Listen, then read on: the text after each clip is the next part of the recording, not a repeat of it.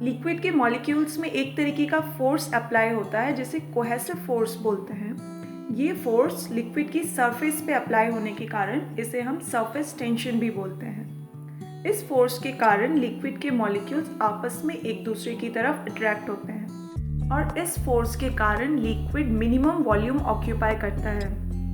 You must have noticed one thing about water droplets that it is always spherical in shape.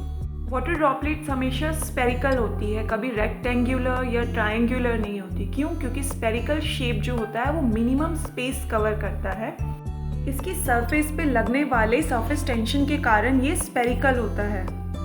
किसी भी surface पे जब liquid की droplets गिरती हैं तो वो हमेशा स्पेरिकल ही होती हैं, उसका कारण सरफेस टेंशन होता है।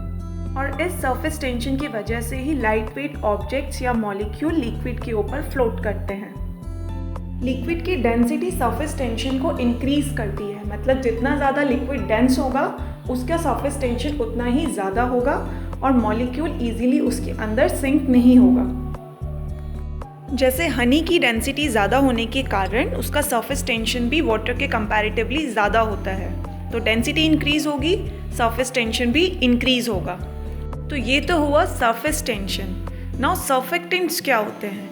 सर्फेक्टेंट्स वो कंपाउंड होते हैं जो सरफेस टेंशन को कम करते हैं, यानी कि वाटर मॉलिक्यूल या लिक्विड के मॉलिक्यूल्स को एक्सपेंड करते हैं।